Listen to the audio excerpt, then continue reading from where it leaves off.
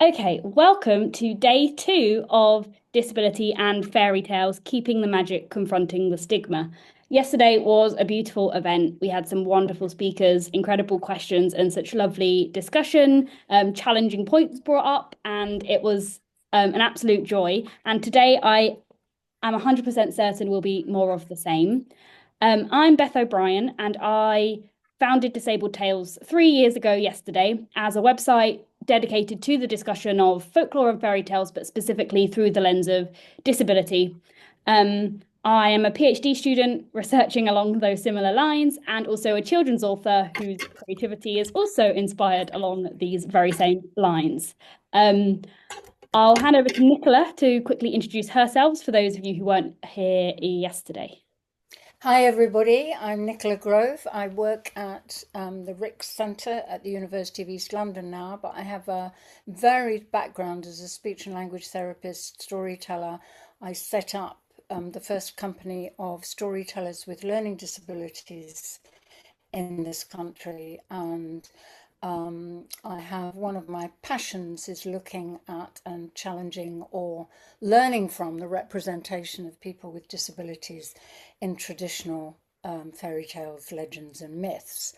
So it's been an absolute delight to work with Beth on this program. Okay, so I'm so delighted to introduce to everybody my colleague at Rex, Jazz Sanger, who is going to be telling you a version of a traditional myth that we used a lot in Open Storytellers, and which we think is a real kind of archetype of disability. And Jazz heard this story. Is it okay if I say this, Jazz? When I was telling it at an open event in Rex, and it immediately captured your imagination. And you have taken this story forward and further than I ever imagined. So, Jazz is co-researcher, and are you a member of Purple Stars at Rex, Jazz? I can't remember, which is one of our consultancy groups. Well, I think I'm just co-researcher. I don't think I'm Purple Star yet. Okay. Um, Well, you are a star anyway. So over to you to read us the story, Jazz. Hello, this is Jas, and this is a story that I have written about a Vugdi. Taliesin is the most famous poet of Wales through all times, even now. His life was full of magic and mystery, and there are many tales about him. This is the story of his birth, as I have heard it. There lived a woman of power. Her name was Credwin. She had twins, one boy, one girl. The girl was beautiful and kind. Her son was called Avagdi, this name meaning utter darkness. People said he was ugly, unlucky, and stupid. Credwin found a spell to make him wise and knowledgeable. She mixed all the herbs that she needed in a huge pot. She put it to boil for 1 year and 1 day.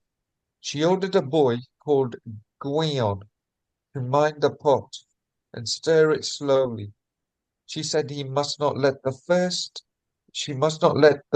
it boil over. The first 3 drops would make a Vugdi wise. The days passed by. Finally, Guion put one more log on the fire.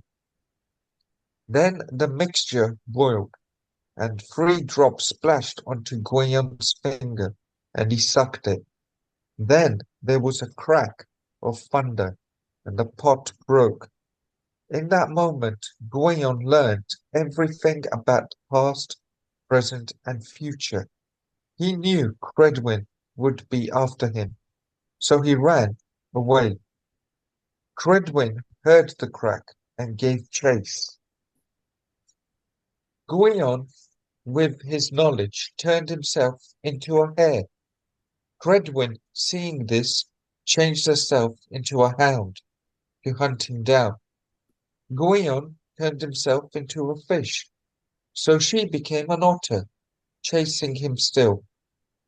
Guion changed himself into a dove, and she flew after him in the form of a hawk. Finally, with his, with his strength nearly failing him, he changed himself into a single grain of wheat. Credwin turned herself into a black hen and pecked the wheat until she found the one grain, which was Gwion. She pecked him up and swallowed him whole. Later, Credwin had another son. It was Gwion. His mother, Credwin, was angry because the special potion that could make a Vugdi shine had got stolen. She put him in a bag in the sea and let him float away. And she went back to her son Vugdi. Someone saw the bag and took the baby out. His face shone bright, so his name became Taliesin, which means shining brow. When he grew up, he became the great poet that I have told you about. The story leaves out what happened to Avagdi, but this story does not end here, because Avagdi, for whom the potion was made, he really didn't need it. Avagdi has something that Taliesin didn't have. He may not look nice in the world's eyes. He may never be the smartest of everyone that he is with. And this is how Avagdi became brighter than anyone around the area. Avagdi did something back then that has made his name live on to this day. As he went growing up, he had the hope for the future. Okay, this did not mean that he took over Taliesin. Avagdi did not even think of defeating anyone. In fact, Avagdi was thinking of how to transform the world into a new era. You may think that you have a disability that stops you from succeeding, but listen to me. There is nothing that you can't do. Here, here are six wonderful inventions that we can't live without. Farida Bedway has created software for banking. Hugh Her created by bionic limbs. Ralph Brown invented the motorized scooter. Charles Price invented foam rubber. Vince Cerf invented emails. Florence Zatbert made blood transfusion safe. If it was not for these wonderful Vugdies, wonderful thoughts, this world would live in a very odd way. I call them a Vugdi because they were left out of the picture. Now, a Vugdi is anyone and everyone that has been pushed back, but they never ever gave up on their dreams. You really do not need a potion to make you clever or beautiful or whatever the world thinks of you. You are fantastic the way you are, and your thinking is wonderful the way that it is as well. So the new meaning of Avagdi is not utter darkness, it is never giving up. The end. Thank you. Wow, Jazz, thank you so, so much. That was just amazing. And Jazz took that story, and I mean, those are your words. We worked on it together, but that's how you reframed the story. And what I just love about that is the idea that somebody, no matter how disabled they may be, and I work with people with profound disabilities who are the most marginalized and left out of all, are still valuable and beautiful the way they are. And I just think that message comes across so strongly. So thank you very, very much, everyone, Jazz, for that. And Jazz is going to be staying on the call with us, so he'll be available for questions. So we're going to hand over now to Debbie Gregory, who's going to give us another story, I think, which is about being yourself. And it's a retelling of the Lambton Worm, another very, very popular tale. Debbie, over to you. Thank you, Nicola. I'm going to be presenting this with my colleague, Mav Savage. There she is, just waving. I don't know where she Hello. is on your screen, but she's she's a bit lower down on mine. So we have a presentation that's we could do with sharing the screen, please. Yep, ready for that now? Thank Here we you. go. Can we see that? Great. Fantastic. Yeah, that's so. So we're going to be So, retelling. sorry, go on, Mav. We're going to be retelling the Lambton Worm, which is a tale from Durham in the northeast of England, which isn't a million miles from where both Debbie and I live in Yorkshire. If you want to introduce the Grove of Alethea, Debbie.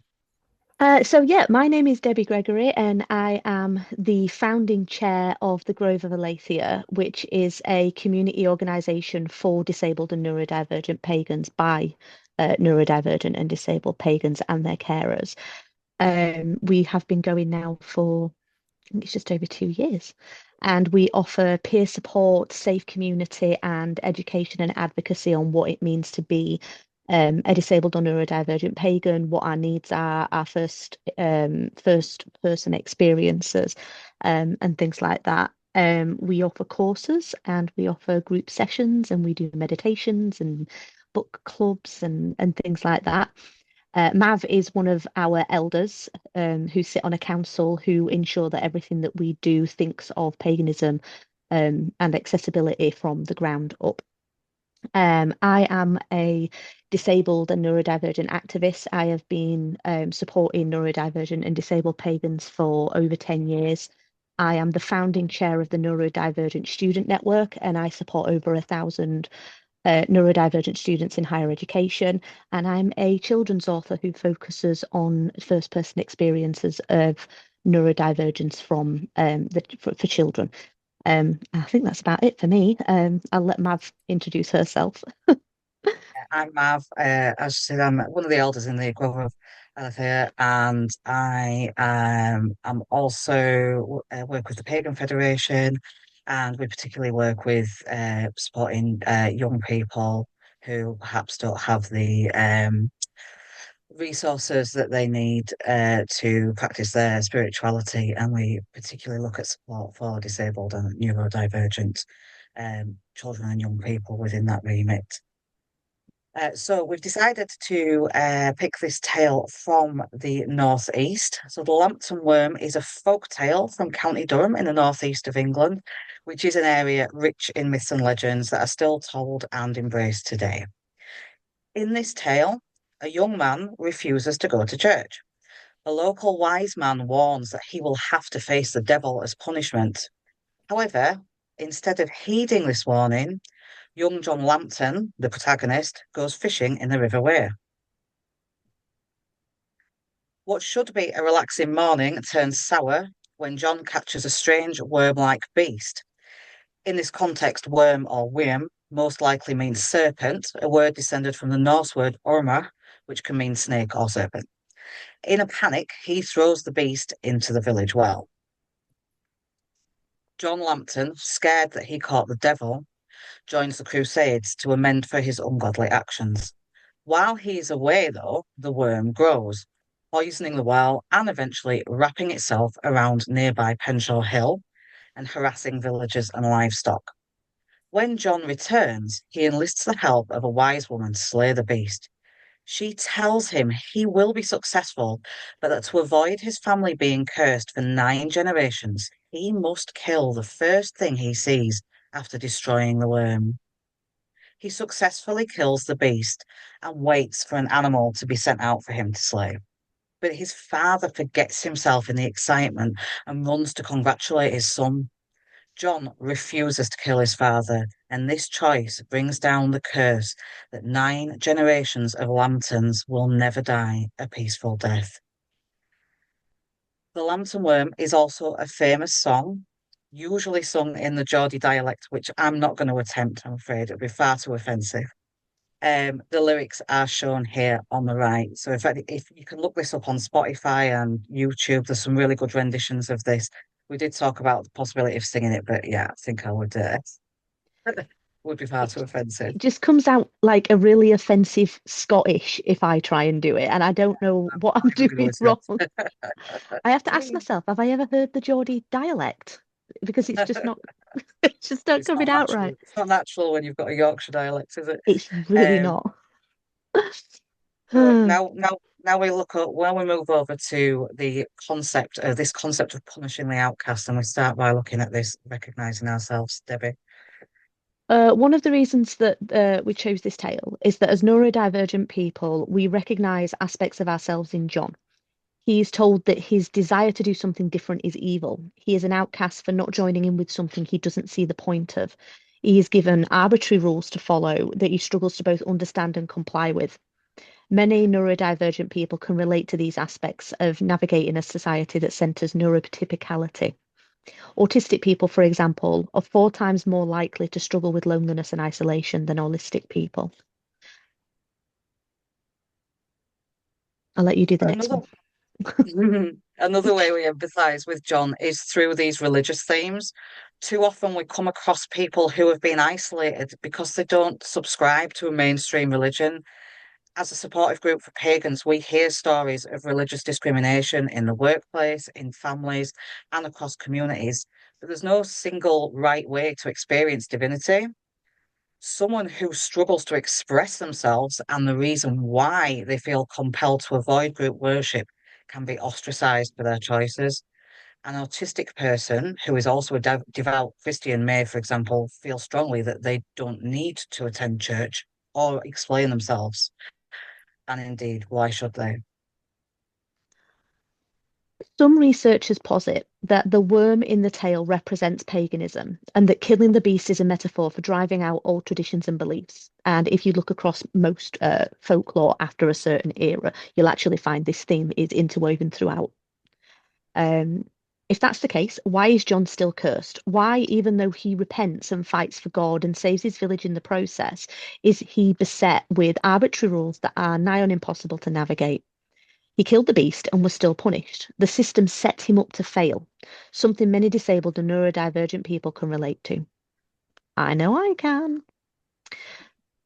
So now we move on to looking at the opposite, celebrating differences, how we recast neurodivergent and disabled people as being included and not outcast.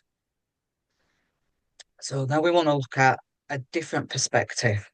What we want to do is retell this tale and others with the outcast or that isolated protagonist getting a win for once. And we do this in all different situations by highlighting and celebrating different ways of acting, different ways of thinking, and different ways of connecting to the divine. Debbie? In the Christian Bible, several verses indicate an attitude that disability is the result of sin, although Jesus himself disputes this. The Church of Scotland knows that modern churches and religious communities can be more inclusive by welcoming disabled people as they are, rather than comparing them to the non-disabled or neuronormative default. Regardless of your faith, believing in a kinder, higher power, or none at all, atheism and agnosticism are valid, helps remove religion as a segregating factor within communities. So now what we're going to do is we're going to retell the tale of the Lambton Worm as if the protagonist was supported instead of ostracized. She says we, Mav wrote this. I just want to put that out there because she won't tell you herself. Thank you.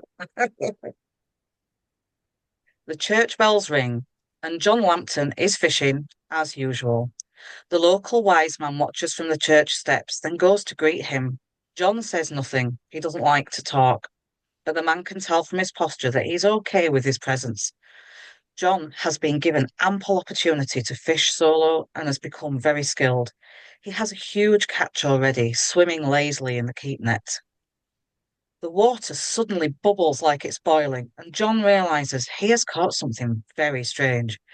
His eyes slip to the older man, but there's no panic. He trusts his companion to help him. There's no talk of this being a devil or a monster.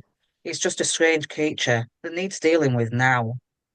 The older man helps John reel in the strange, lamprey-like creature, and they trap it in a large bucket of water. Clearly, this is a sea serpent displaced from its natural environment. The man says so, and John nods. He checks his pocket for snacks, picks up the bucket, and starts walking. The nearest beach is nearly 5 hours away. The older man follows for a while, but he is tired and footsore. He decides he will wait until John returns. John, meanwhile, passes sergeants out recruiting strong bodies for the Crusades. They take one look at the beast in his bucket and pass him by. He walks fast and after just 4.5 hours arrives at Hordern Beach. He wades into the surf and gently lowers the bucket. The worm snaps at a passing shrimp, then, with a sharp undulation, whirls away into the waves. When young John Lambton returns with his empty bucket, the old man has told everyone what he did. They know that he took the strange beast away from the village. He is their feeder and their protector. The villagers are waiting for him. They help him get dry and warm and cook the fish he caught earlier in the day. They chat among themselves of the recruiting sergeants who passed by and how lucky it was that John was away when they came. John doesn't need to know that he is accepted here. John doesn't need to talk to know that he is accepted here. And when the chatter becomes too loud and overwhelming, nobody judges him for moving away. He watches the stars and feels awe at the world that provides both fish and strange monsters. While his church-going community praises God for his return, he sends his thanks out into the wild, into the universe, for a home that accepts him exactly as he is. Thank you, Mav.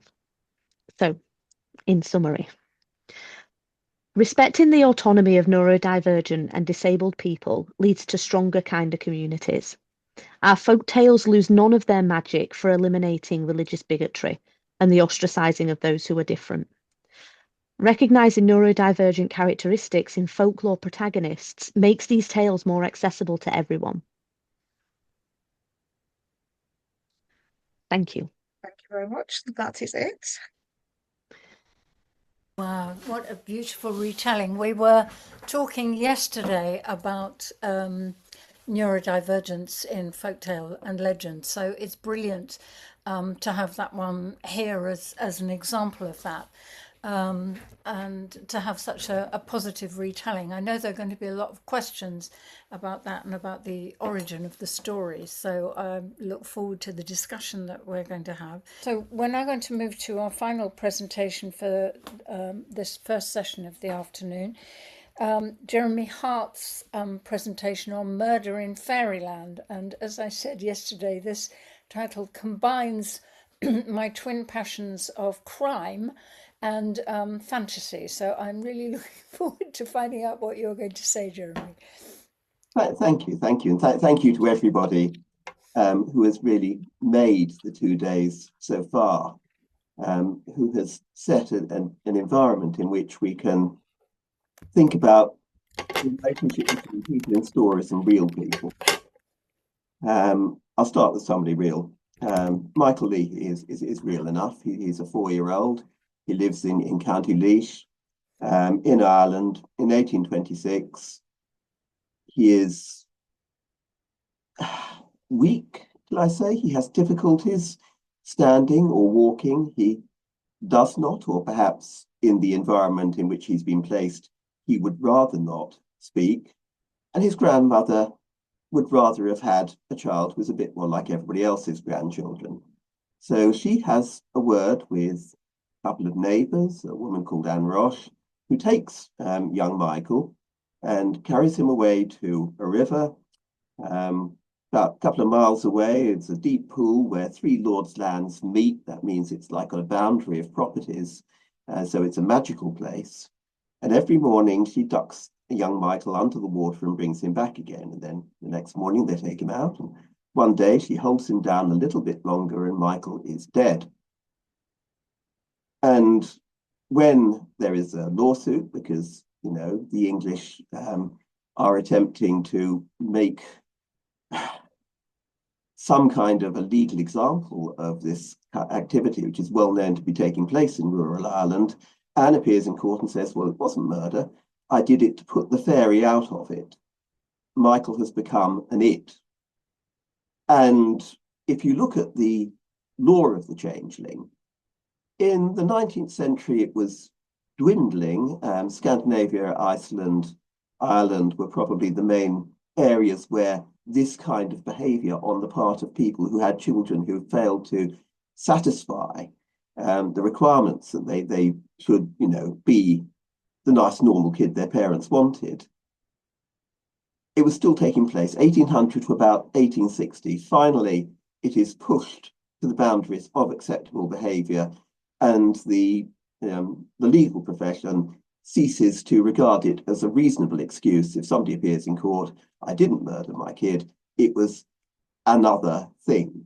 It didn't satisfy the requirements for being a human being. It's no longer he or she. Now, this is not going to be a set of stories with a positive outcome anywhere along the line. I'm shining a light here onto what I think are some quite dark places. What I would like to do is to ask, how should we think about this particular mythology? Because so far we have been looking at fairy tale, folktale as a resource, as somewhere where we can go to and get magic, get stories of empowerment, turn around stories, if you like, so that those which were originally giving us negative images are actually making us stronger. In this case, it's much more a matter of saying, how can it have come to pass that a story which is essentially a charter for making people go away should have become so prevalent? And the first thing is this is not universal human nature. Changelings have a geography and a chronology. They are predominantly a European belief.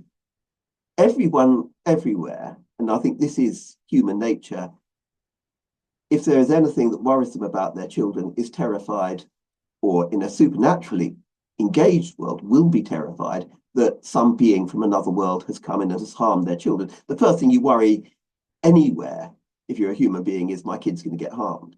And if you think you're in a world where there are agencies, they will have crept in and they will have harmed my child. But the specific version here is not just that they could have done harm, but there will have been an exchange. That beings of another world will have come in where the real baby, the baby you love, the baby you want, was there a moment ago. The baby you don't want is there now. And we know that something like this was going on from about 1100. There's an early account from medieval miracle stories, interestingly already being told by an outsider perspective, where a priest in the Diocese of Canterbury and his partner, a lot of married priests in those days, have a child, and rather snootily it said, well, of course, the baby had something wrong with it, but being ignorant people, they thought it was a cambio, which is the Latin version. All of these words hinge on the concept of something exchanged. So from that period, we know that the belief was there. We know certainly that there were things that you could do about it. And these things always involved exposure and controlled violence.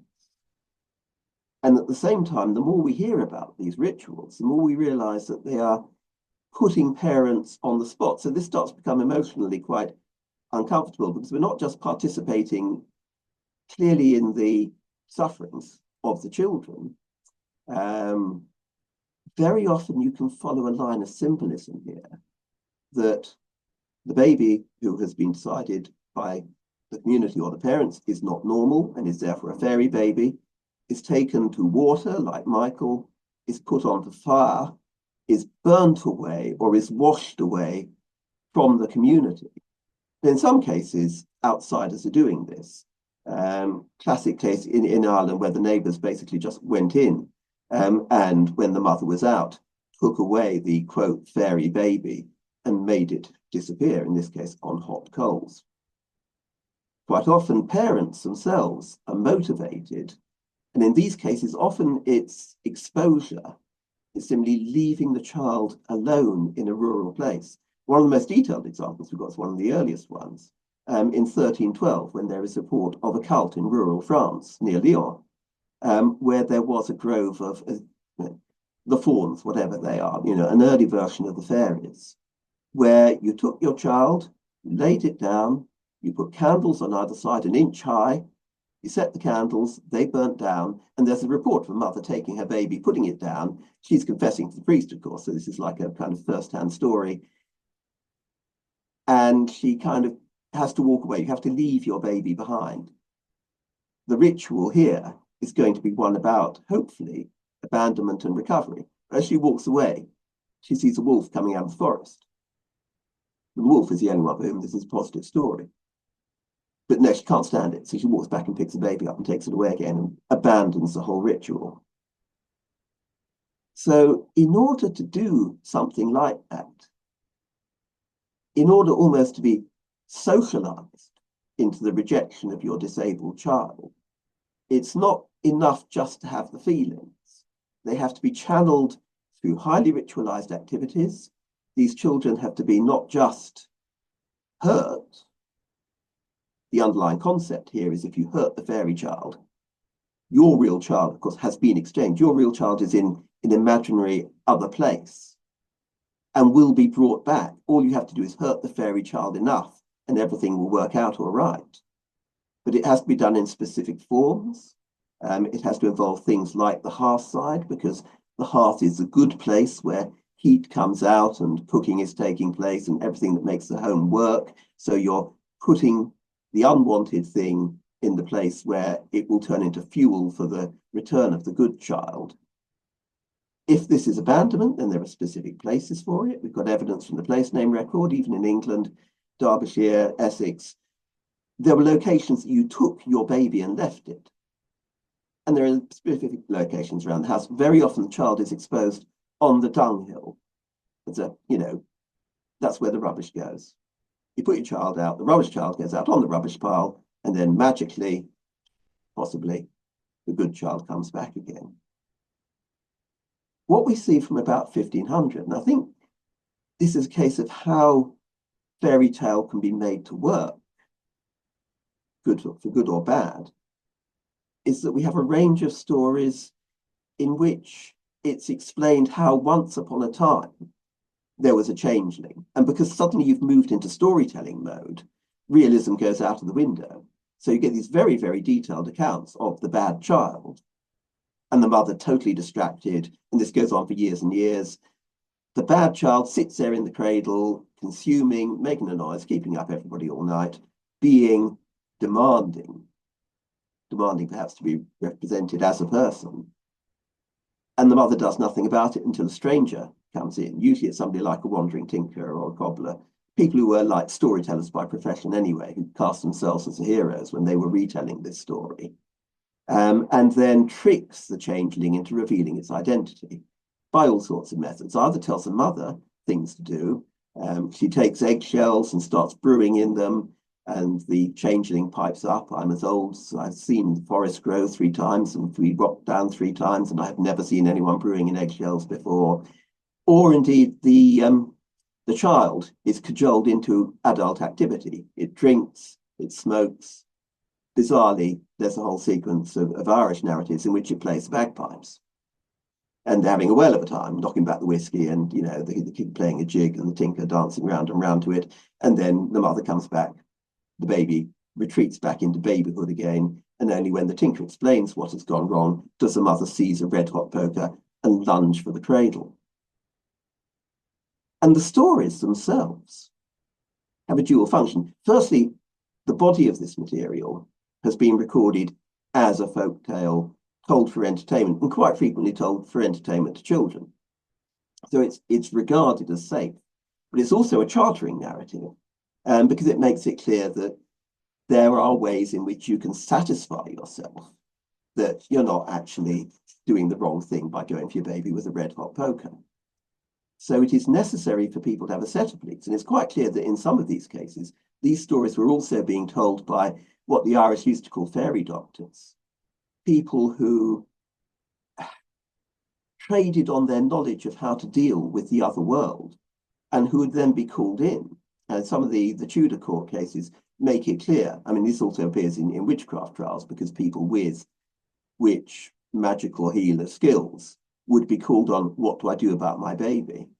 And they would then be presenting it saying, I think you'll find out that's actually really a fairy.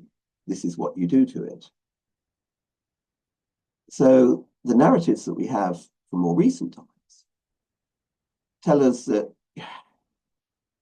there have been real examples where people have basically been pointed out to the passing folklorist or the passing observer, that's not my real child.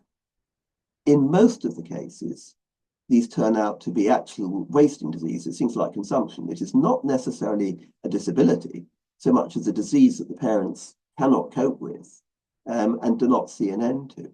In some cases, it quite clearly is some form of, well, the disabilities are multiple. There is no single model to it. Where you've actually had the opportunity for people to turn up on the verge of the age of enlightenment and kind of go, who is this? Who am I actually looking at? 1780 is a Welsh instance. The son of Edmund William. By the time he's actually been encountered, he's 10 years old. So this can go on for much longer than you expect in the story. In the story, it's always a baby in the cradle. In reality, we are talking about young children, early teenagers. Something diabolical in his aspect. His motions were, uncontrolled. He made very disagreeable screaming sounds. Or there is, potential interpretation here of people with learning difficulties having difficulty in communicating or being uneasy about communicating. Frightened some strangers. Interestingly, strangers. His family obviously got used to it. His complexion was a dark and tawny color, which is kind of diabolical anyway. And I have not heard of any other hurt he did. So the supernatural template here is actually denied by the people. In some cases, we've got accounts of, quote, changelings, unquote, who grew to full adulthood. In many cases, people with dwarfism went through their local communities with the reputation of being fairies. Of course, by the time they're adults and functional members of the community, this seems to have been passed over. It's just an interesting thing to say about somebody. And many of them could fend for themselves extremely well. So certainly there's one Scottish chap, another person of restricted growth, who challenged a 6'5" man to a duel and actually chased him down the stairs because the big guy wasn't going to fight for this, this feisty person. So what do the stories do to perpetuate the prejudice?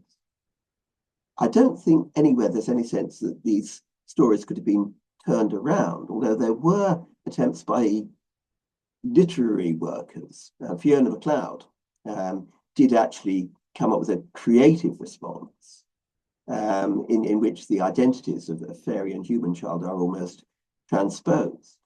But in the traditional mode, the story seems to be in a charter. The only thing with the softening of the violent rituals into the exposure rituals is if you went back and picked up your exposed child, which does seem to have been what happened in most cases, you reconciled yourself to the fact that that was how your child was going to have to be. That's not perhaps the most positive outcome. But the issue then arises, why should people have chosen this particular mode at this particular time? And one of the things about the historical rise of changing stories, as I say, they're not a universal thing. They happen about the year 1000 in Christian Europe, in northern Christian Europe, which is the more recently converted region.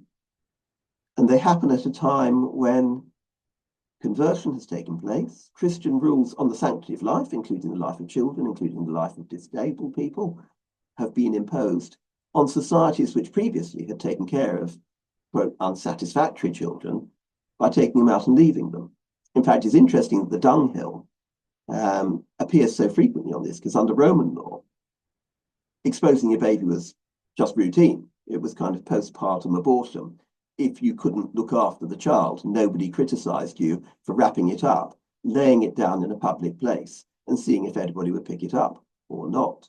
And in that case, the dunghill actually made some kind of bizarre sense, because muck heaps, to be blunt, are warm, and your child had a longer chance of surviving the night and being picked up by somebody the next morning if that's what you did.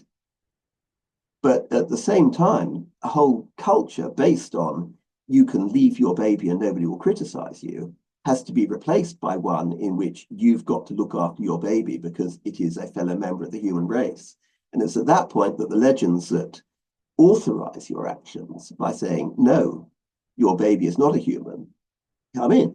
And in fact, the earliest round of stories, the stories rather than the concept of exchange, don't configure the changeling as a fairy baby, but much rather as a demon.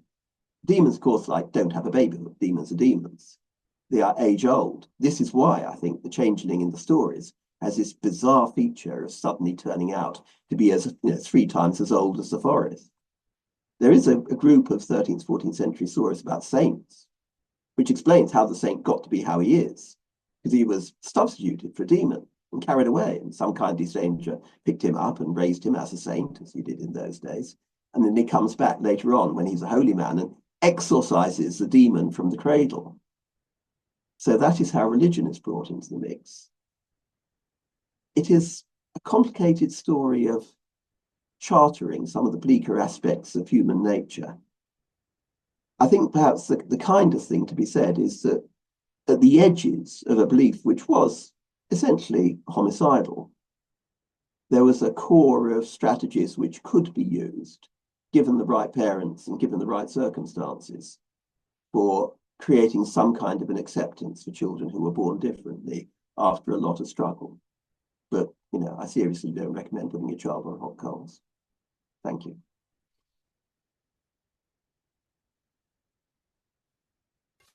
Wow, well, that fulfilled my expectations, Jeremy.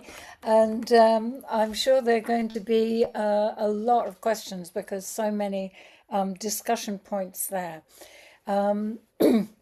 Okay, I'm going to go to the chat and just pick up Kenzie Scott's point, which relates to Leah's presentation, which I'll just read out. As someone born with a physical disability, I heard the story of the six swans at precisely the right time in my childhood.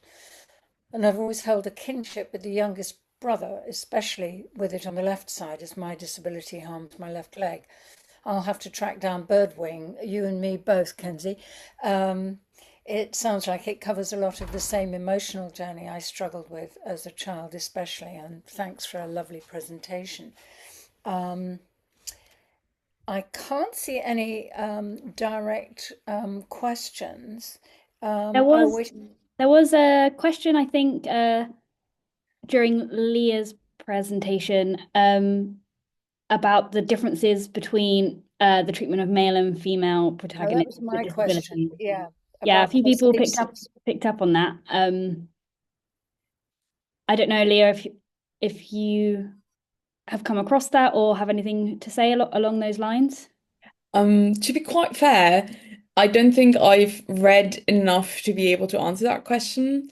From what I've read so far, I definitely do agree there's a difference between genders, and we also see that with Birdwing, for example. However, I find it interesting that also in Birdwing they're very empowered females, partly, which I really like. But the traditional ones, females are definitely the more, or the Grimm fairy tales, they're definitely more passive.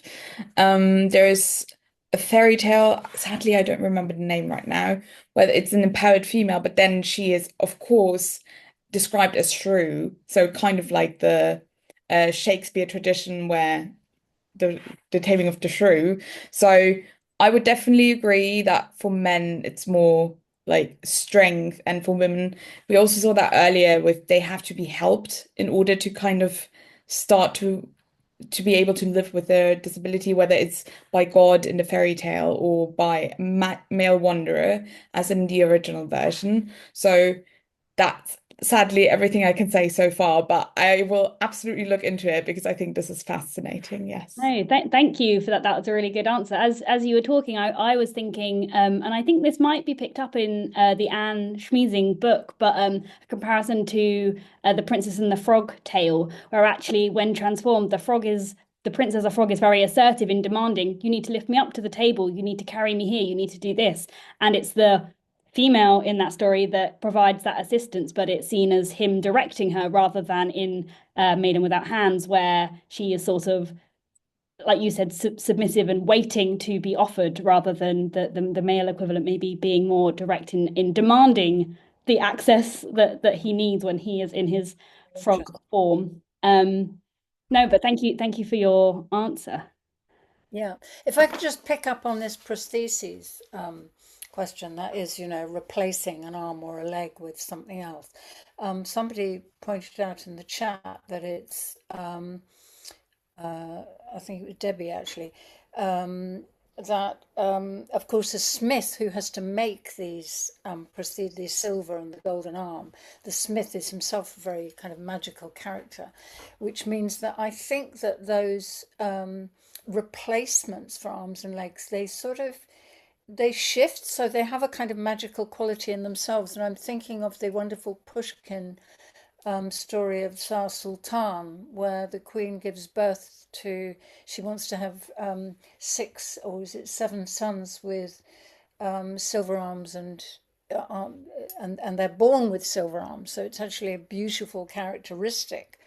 So I think I think prostheses play sort of different, I wonder if they play different roles in different stories and different yeah, I don't know. It was just something which came up for me. I'm going to pick up on I can never remember, who is it being honeybee? Is that Debbie? Yes, that's me. And then I'm Leah sorry. put your hand up. I should change my name really, shouldn't I? So that it actually says says my name instead of the honeybee. I'm sorry. So I was just going to add about the whole disparity between men and women when it comes to disability in fairy tale, myth, folklore, because there is obviously the issue that we're looking at everything through a Christian lens, because most of the stuff was written down by Christians, and they only really kept in the elements that they couldn't alter without irrevocably changing the story. So you've got this issue where only men are allowed to be warriors, but where there is a story where a woman is allowed to be a warrior, they can't possibly injure her to disfigure her, because then they can't put her on a sexual pedestal or on a purity pedestal, because she's no longer pure, she's no longer desirable as a wife, as a mother, as a child. So the men are the ones that are getting the injuries that they can overcome, because them being grizzled from war, misadventure, some kind of struggle is something that they can look at and go, well, it's okay if you look like that because you did it because of this. And obviously, like I've said in the chat, you've got Hephaestus, who has his prosthetic leg, but that's okay because he's a highly skilled smith and he's very strong and he makes weapons for the gods, and so he's um, something that they can utilize, that they can monetize his worth, which obviously is something that disabled people can really relate to.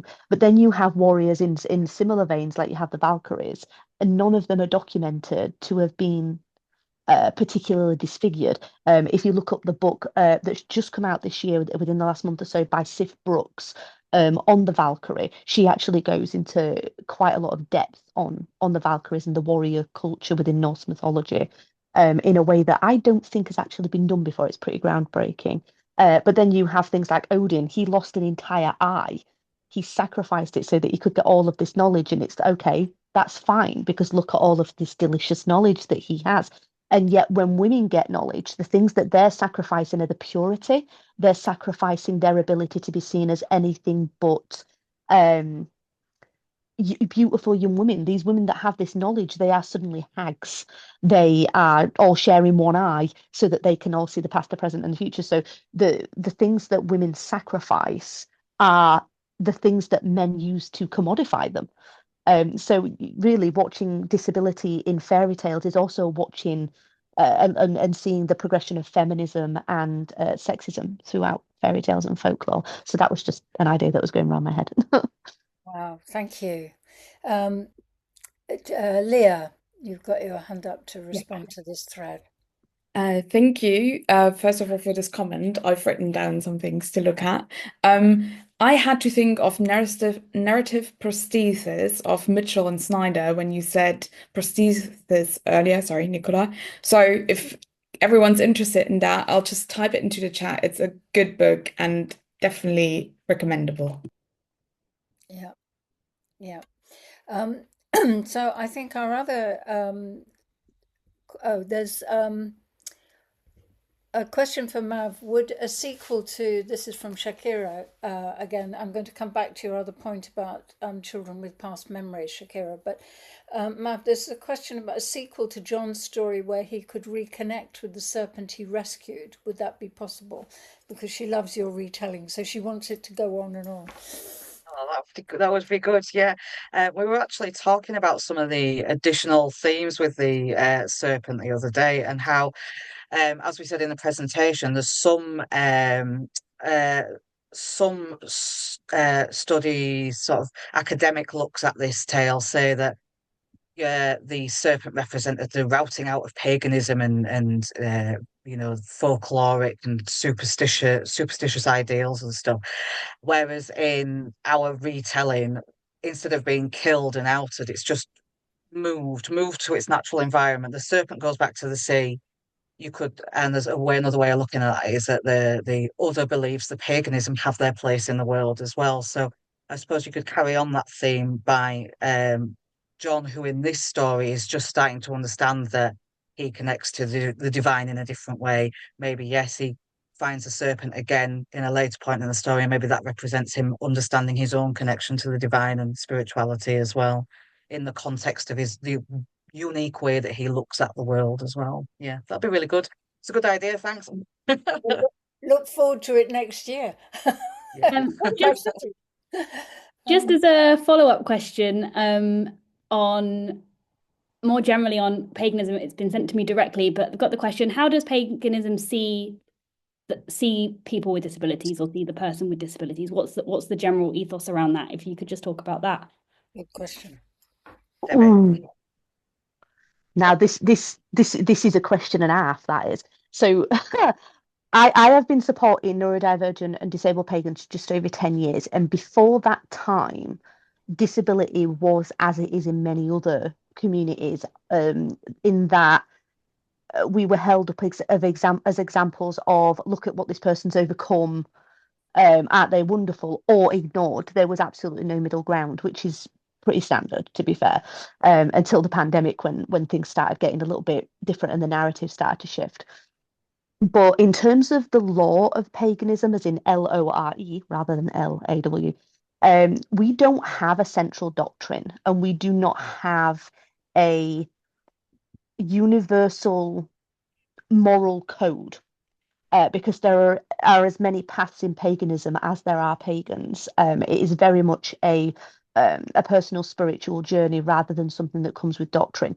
The closest that we have to a universal code, I would argue, is probably in heathenry, which is what people follow what people would call modern day Vikings, which is an oversimplification.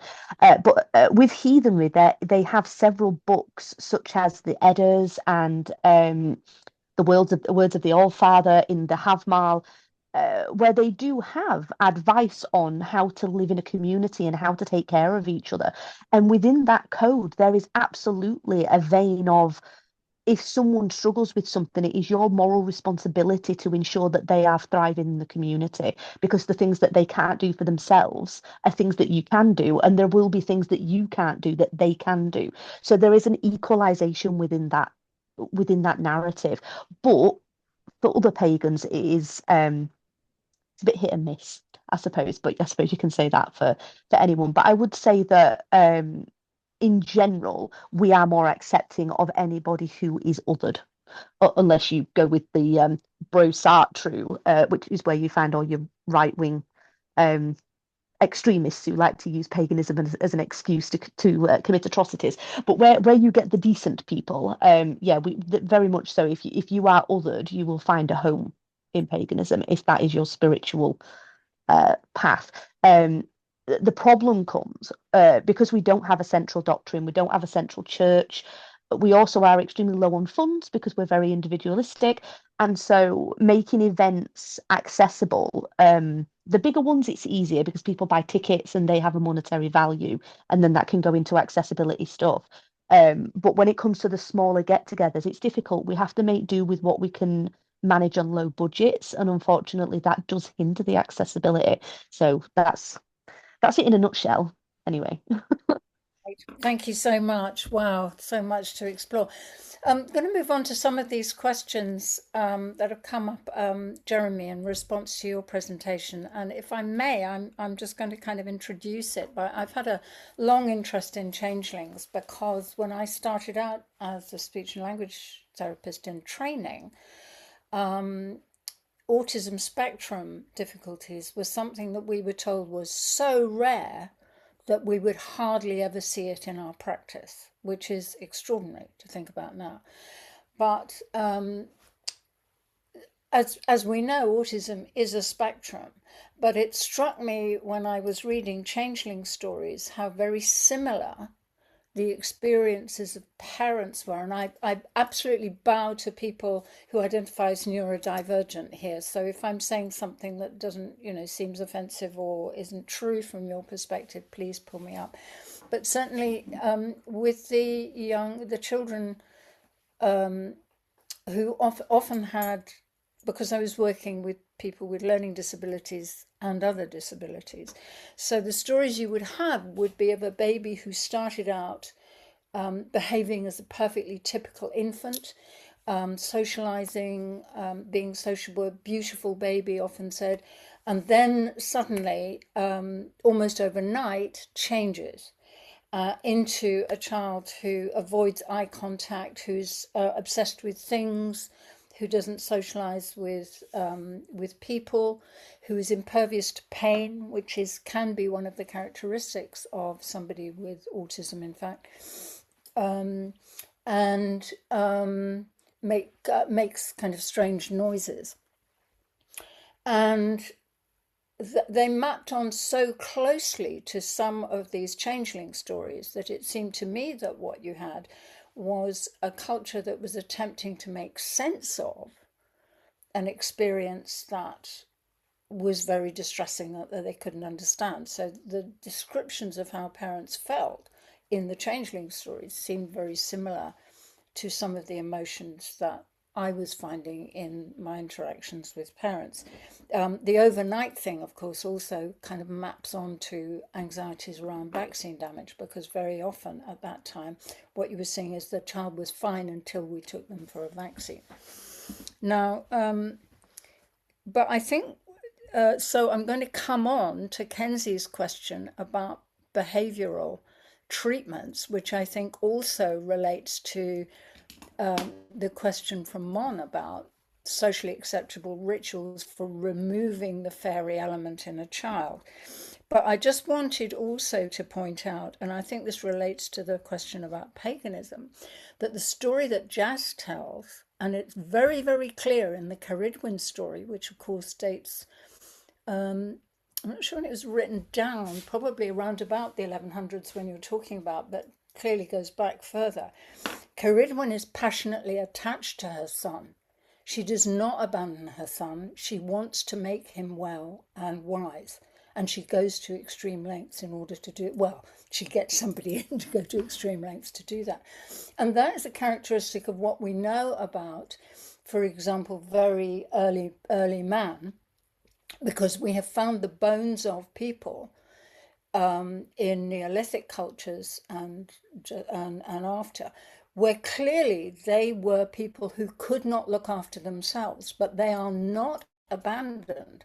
These are people who live to a certain age and have clearly been looked after by their communities.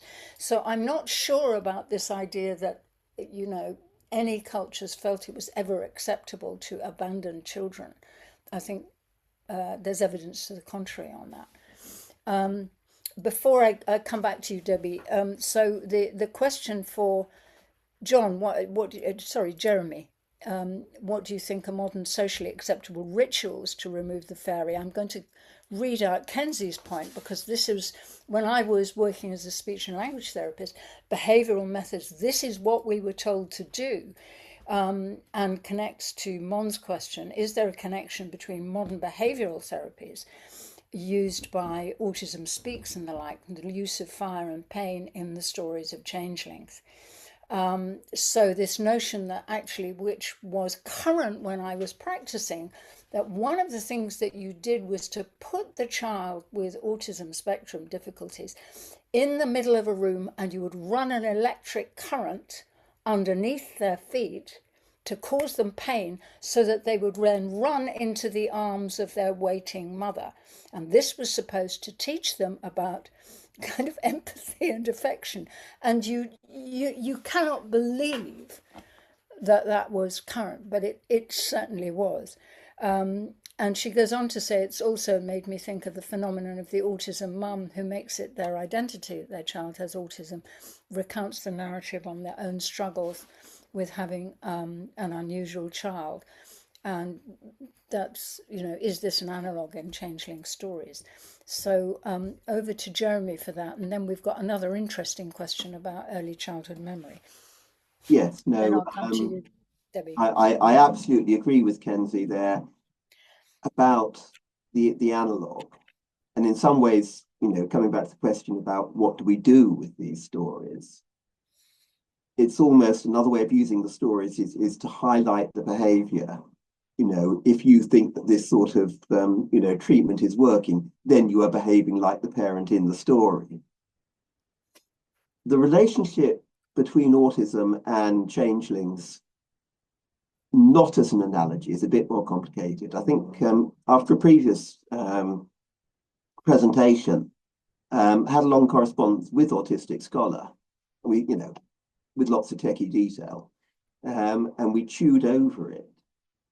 I think the answer is that whilst the legend, that is the story which is migratory, which is passed on from one teller to another, is fairly rich in metaphors or imagery for autism, the actual history doesn't point in that direction at all. Either the children who are killed or the children who grow up and who are signaled out as being fairy changelings in their communities display a pretty diverse spectrum of things wrong with them or different with them, but not normally characteristically autistic. So there has been, I suppose, with plugging the course of folklorists. Folklore is a wonderful grab bag. It's a dressing up box. Anybody can walk in and pick something up and kind of measure it up against themselves in the mirror and go, that's a wonderful image. I'd like to use that in my work. And people coming from a sociological or a medical background like to kind of go over and go, oh, here's some great stuff that I found in a folklore book. That classic paper by Susan Eberly on the changeling as disabled child, where she essentially took a dozen stories and a very extensive knowledge of childhood defects and matched them up. And it's like, yeah, but the stories are already a highly stereotyped genre.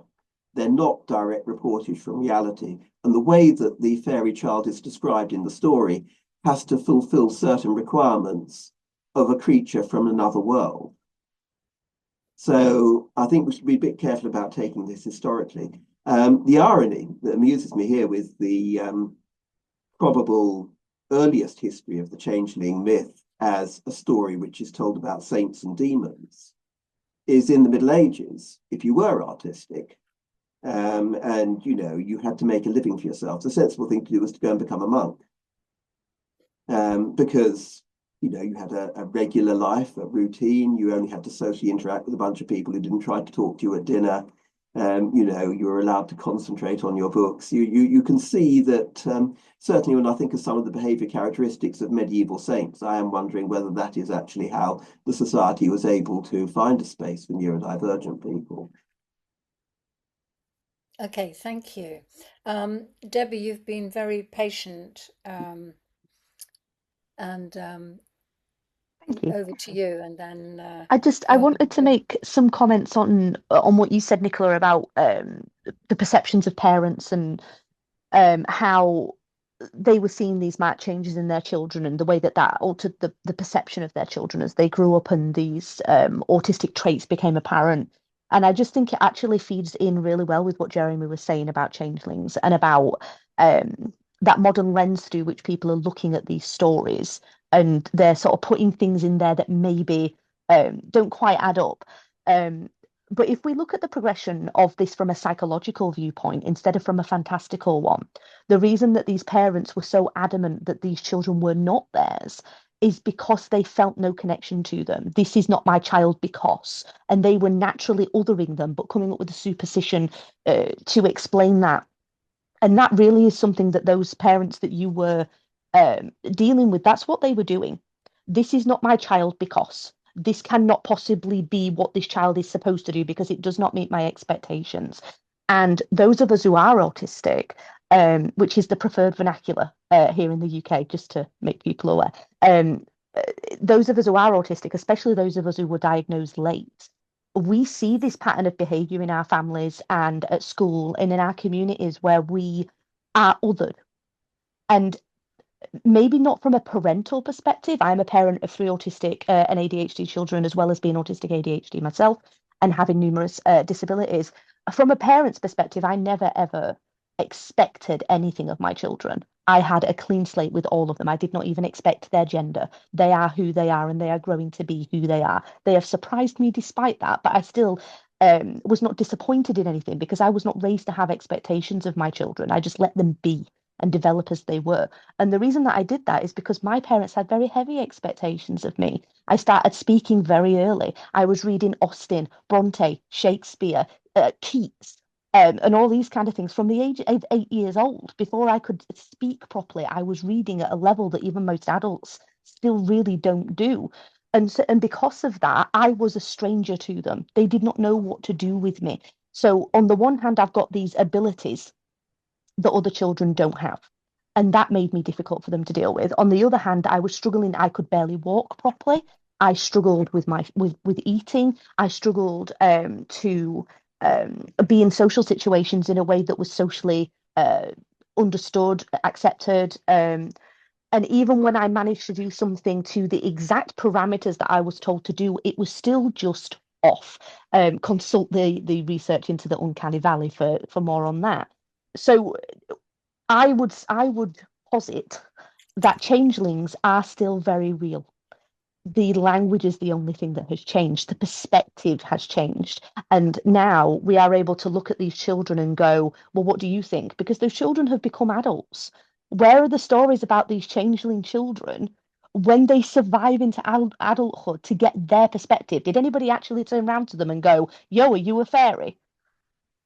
How were they treated as adults? Where is the progression?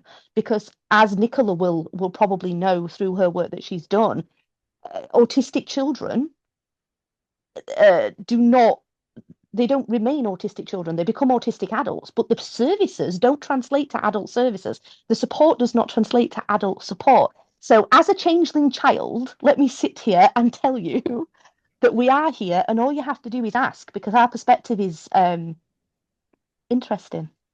And I think that it's important to just point out that those stories were told by a person who was not us, for the benefit of social construct. They were not told from a perspective of, well, what about the welfare of the child? So yeah, they were just my thoughts. Thank you for speaking on that. As someone from the United States who's also autistic and ADHD, I learned how to mask it from a young age, and so I wasn't diagnosed sooner. And I really appreciate you bringing up the fact that those services often do not exist when you're an adult. So thank you for bringing that up. I just wanted to say thank you. Yeah, Incredible. I'd like to get to the question of masking actually a bit later. I think it may come up in relation to stories about what women and girls have to do in fairy tales. I think it's very related to that. But I think I just wanted we to. are, sorry, Nicola, I think we were 5 minutes past the end of the session time. I do want to give people a break before we start our next session. So maybe Absolutely. if people are hanging around, we can pick up this. We've only got 3 presentations for the next session, so we will have more time for Q&A. Yeah, so I don't want to stop the conversation, but I do want to give everyone a little brain break, go grab a cup of tea, Absolutely. stare into the distance for a little while. So I just wanted to sign off by saying I think at the very least what these stories say is actually autism is not a new phenomenon. There have been people with these characteristics around for a very long time. They are part of our society and have been recognized, but that's where we'll leave. Right, and welcome to our final session, which has got 3 really fascinating presentations, starting with Audrey Heffers on cures and curses and reframing disability, and then Matt Dalgleish, who's going to talk about enchanted machines, which takes us right into, I think, the 21st century. And then Matt and Paul from the Folklore Society are going to help us with looking sort of forward. Where do we go from here, and what are some of the themes? And then we'll be closing the conference. So over to you, Audrey.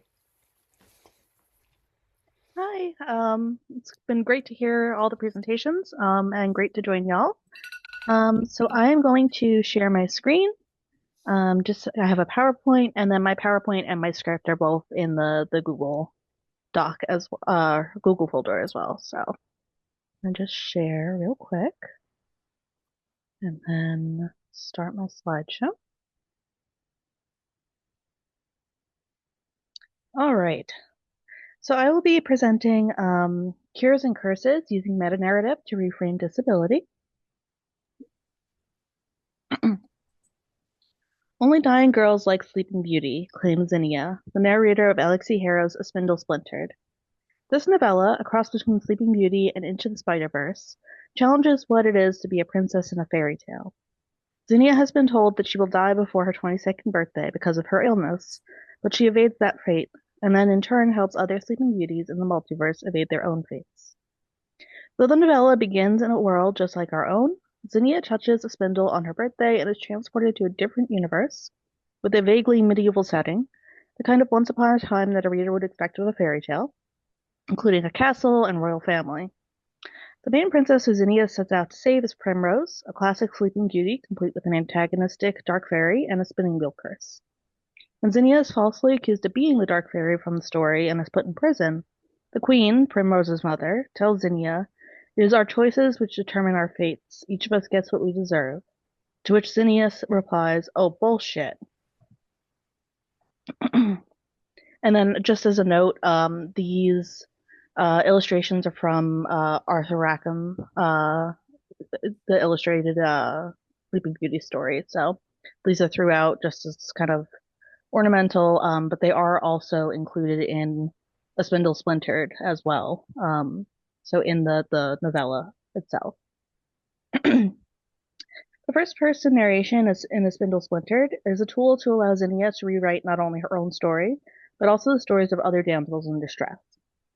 Zinnia narrates, "I saw Sleeping Beauty as my mere reflection, a girl with a shitty story, a girl whose choices were stolen from her."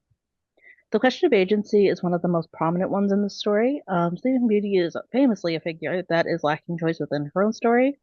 She's cursed as a baby, the narrative quickly moves to her 15th birthday or so, and then the curse comes to pass. In most versions, she's asleep for the rest of the tale, and then she's kissed and marries the prince. Even the way the sentence is relayed, has relayed these events relies on passive voice. It becomes easy then to realize how Zinnia sees herself in this story, since she's at the mercy of a corporation that caused her illness/disability at a young age. She hasn't felt like she's been able to control her life since. Zinnia remembers how, at 16, I tried to run away from my story, but I couldn't. Zinnia is a departure from many fairy tale princesses that preceded her. She's queer, she's terminally ill, and she's disabled. Santiago Solis writes of Snow White that the story operates as a historical narrative, as it mirrors what society considers objectionable, indecent, and immoral.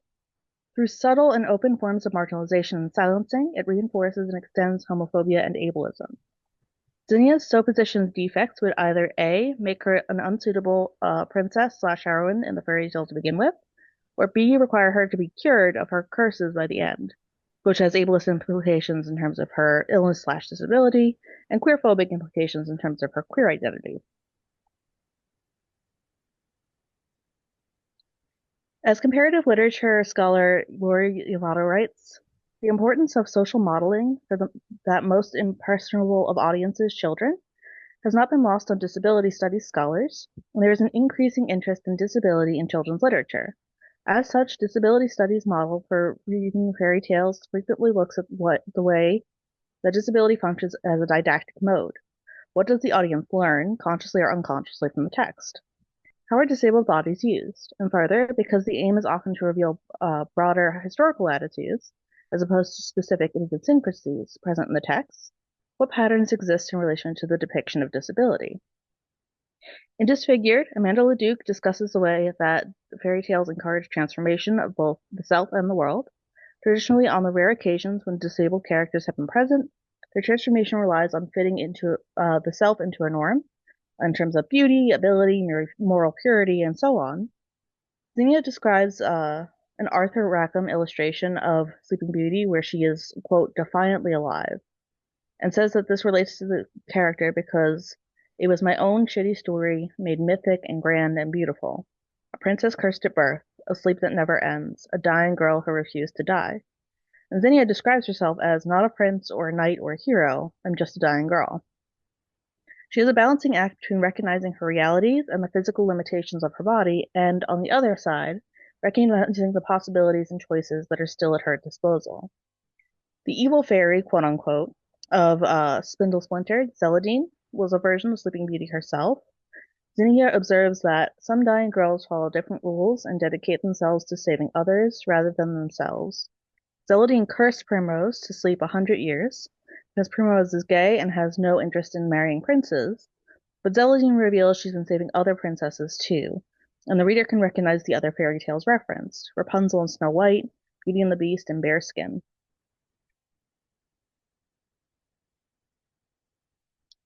Tobin Cybers argues that, quote, disability studies does not treat disease or disability hoping to cure or avoid them.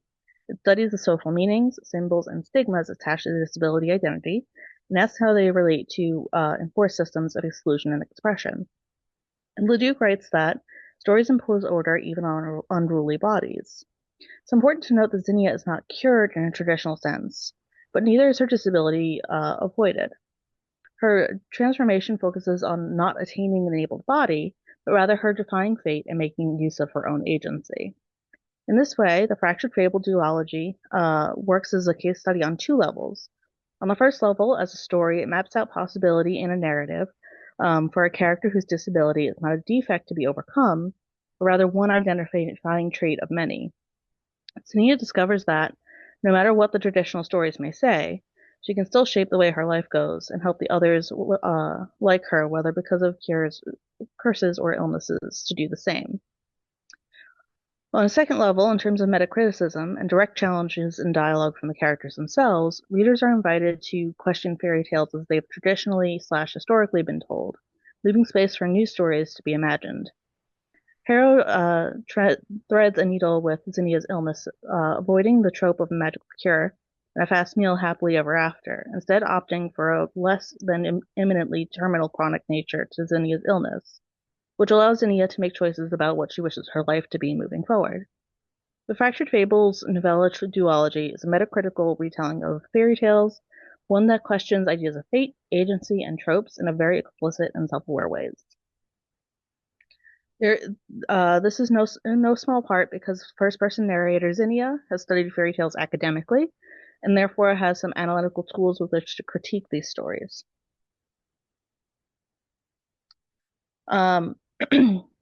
When Zinnia is just beginning to understand her own power, she thinks, I wish I could bleed from my page to theirs, like ink. I wonder if that's more or less what I did. I wonder what happens when you tell the same story again and again in 1,000 overlapping realities, like a pen retracing the same words over and over on the page. I wonder what precisely Charm meant by narrative resonance. The metacriticism here is not only made in terms of how stories traditionally go, heteronormative happily ever afters, for example, it's also calling out the individualism and exceptionalism of such tales. Zinnia and Primrose win because they summon other Sleeping Beauties to work as a collective and reclaim their agency over their own stories. Once upon a time, there was a princess cursed to sleep for 100 years. Once upon a time, she asked for help, and I answered her. All of us did.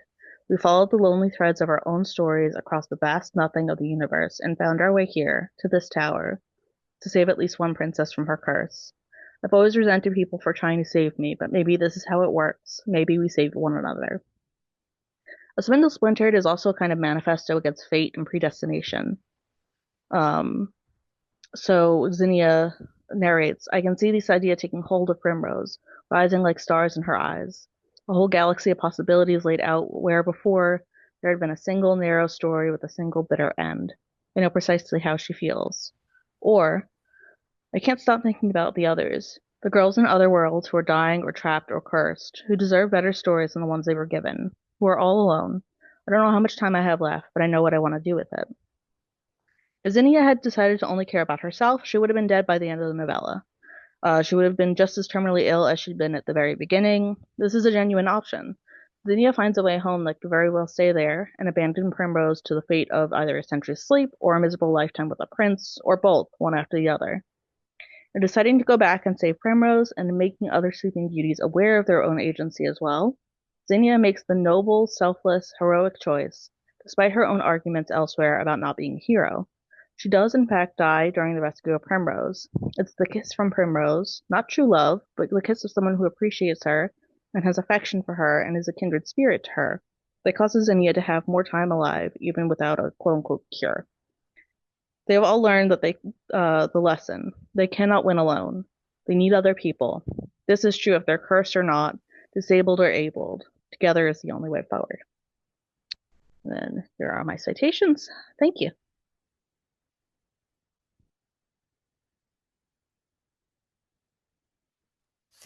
Thank you so much. That was amazing. And I really liked your beautiful PowerPoint as well, which is in the Google Drive, as Audrey said. So if we could just take perhaps a little bit of discussion of Audrey's just fascinating paper and pick up any other themes, and then we can move on to yours a little bit early, because then we could finish early, which I think would probably be a good thing to do. Or we can just continue discussing forever and ever and ever. Happy ever after. Has anybody got any questions for Audrey? I wonder, I'm just going to go ahead with one, which was, I was very, very interested in the slide that you had about this question about what does charm mean by narrative resonance. And I think I'm just not familiar enough with the literature, but I wondered if you could expand on a little bit on that thing about, how you tell the story over and over again, and what are the implications of that? Could you just pull that apart a little bit for us, Audrey? Because I think it's a really important point. Absolutely. So the idea was they were trying to figure out how she had even slipped into this like medieval world to begin with. So the idea is that because they're kind of like kindred spirits almost, their stories resonate in that way. They're able to kind of go to each other and help one another. And so that's leading through the page of like, our stories are so closely related that that's how we kind of make our jump from one universe to the next.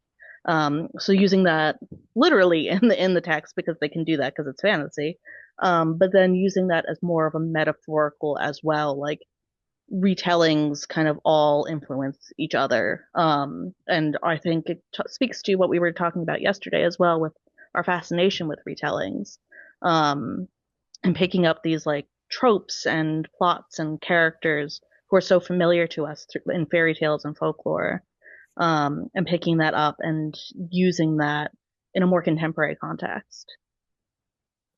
Yeah, thank you. That's really, really helpful. I'm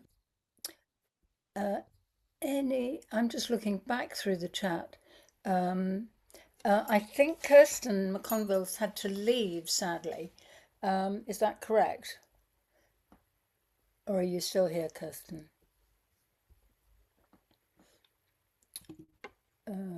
Can't see. Anyway, she was asking this question about masking, how women and people assigned female who are also autistic have to mask. But I was thinking that your presentation actually, and I think a lot of women characters in fairy tales do have to mask. So I'm thinking about people like Donkey Skin, or women are forced into taking on roles that don't allow them to reveal their real selves. And I hadn't thought of that before in relation to autism, but I wonder if that's useful, and maybe some of the people who identify as neurodiverse here could perhaps pick up on that.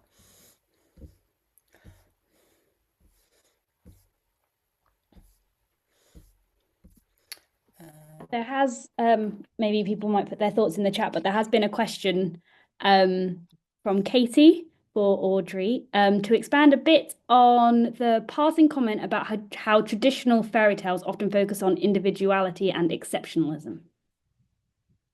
Yeah, absolutely. Thank you for that question. So I think that the idea of, this person is exceptional because they're royalty, because they're morally pure, whatever the case is, um, that person is exceptional and must move through their story and their plot, usually on their own. Sometimes they'll have a magical aid, um, but it's, something that they have to do. And there's not as much of a focus on things like community, um, which is kind of the twist that saves them, like all of the Sleeping Beauties at the end of this novella. But I think this could apply here as well. I really love the graphic novel collection by Mel Gilman, Other Ever Afters, which is queer retellings of fairy tales and original fairy tales. But like one of the major stories that I really feel like gets at the theme there too, is the retelling of Goose Girl, where instead of Goose Girl being, having to mask as someone who's poor, um, when she's a princess and that whole situation. She is literally someone who works on a farm. But every time the princess comes and tries to marry her, she has a new answer of like, well, the people in the community are suffering because of, how can I stay in a warm castle if they're cold out on the streets? How can I have all this rich food and jewels and things when they can't even afford to eat. So looking at fairy tales that are told in a contemporary context that I think really get at how do we do community care? How do we pay each other back? How do we, act in solidarity rather than just, oh, well, now I can become a princess, right? So that's kind of a tangent, but yeah, Other Ever Afters by Mel Gilman has some really interesting perspectives, I feel, on community and solidarity too. Great, thank you. And Matt has helpfully put that into the chat, which is really, really useful. Any other thoughts from anyone? Got a question, Audrey, and I'm just wondering if you've tried these ideas with students, and how do students respond to this in class, and also, if you are teaching, is this in creative writing, or where do you place this in class as well? Thank you for that. So I'm actually teaching right now. It's a course called Text and Context, and it's focused on literary texts. So I themed it with queer graphic novels, and actually, Other Ever Afters is one of the graphic novels. We're covering that right now. But we're looking at these kinds of themes popping up again and again in queer literature, and looking at how it's kind of, a narrative obsession of queer literature, like looking at solidarity and community and what happens when that breaks down. So I've used it in literature classes. I'm also, very open to it in my creative writing classes that I teach. But I haven't like taught these specific fairy tale texts yet. But yeah, it's been a really fun and interesting class, and they've picked up on the ideas really quickly, I feel like. Because once they see it, it's hard to unsee it.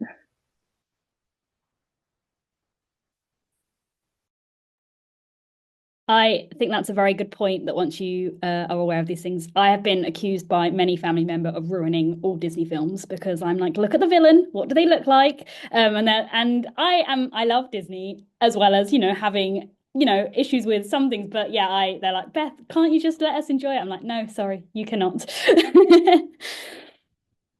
I Let me just check the chat. Are there any more questions? Audrey, I just also want to say thank you because you are now a one-woman panel. So you're getting all of the questions, but thank you so much. Your answers have been incredible. More links in the chat. Thank you so much. Okay, I think unless there's any more questions as I talk slowly, Matt and Paul, are you ready to talk to us a bit about Folklore Without Borders? Okay, no problem, no problem. So, yeah, Paul, I mean, we're going to go in and out of this together, aren't we? We are. First, I just want to say thank you. I was unfortunately unable to get to yesterday's session. I've thoroughly enjoyed today's. I did just want to clarify one thing. Nicola said at the head of the session that that somehow or suggested that we're somehow speaking for the Folklore Society. We're not. It's a separate thing. We are both members of the Folklore Society's council, but for reasons that will become clear over the discussion, the relationship is not quite the same. So I did just want to specify that. Yeah. Okay. And thanks. So shall I sort of begin and Yeah, go ahead. kind of Yeah. right. Okay, thanks everybody. And so Paul and I are going to talk about this network that we're at the moment co-convening. It's called Folklore Without Borders. It's the name of a network that's come from a research grant. And this was last year that we did this. And the aim of the grant was to embed greater equality, diversity, and inclusion within folklore and folkloristics in the United Kingdom. So England, Wales, Scotland, and Northern Ireland. So both the sort of practice of folklore, but also the thinking about folklore. We were awarded from the AHRC, the Arts and Humanities Research Council, £46,000 for an 11-month project. So what did we do with this? Well, we conceived of UK folklore and folkloristics as an assemblage. And we thought we'd focus on, not that these are definitive, but this is how we put together the network or thought of the network, that it kind of contained three domains. Firstly, academia, academics, researchers, teachers, PhD students, etc. As students. And it's not as clear cut as all of this as well. I'm sure Paul will trouble this. Secondly, independent stakeholders was the name that we thought, and they could be practitioners, artists, writers, entrepreneurs. We use that language because the AHRC want us to use that language, and we wanted to get funded, so we used that language. And I personally got quite a lot out of thinking about folklore entrepreneurs. Actually, it wasn't wasted on me, but I think it irritated other people. And the third domain was cultural industries. So looking at museums, galleries, archives, the media, or medias, and how folklore intersects with those things. We very much we're trying to move away from an old binary within folklore studies in the UK of amateur folklorists and professional folklorists, which still kind of haunts folklore in some way. And in doing so, we really wanted to try to mitigate academic power, even though it was a research network funded by the body that funds, funded by UKRI. We were hopeful to kind of bring down that power there. here are some sort of questions that we started with, and we thought about how do we break down the distinctions between these domains? How do we work collectively to understand folklore on this basis? How do we move the center of our work to reflect actual participation? And I think Paul might comment on that. And how do we do this without denying our problematic histories or losing what was worthwhile in them?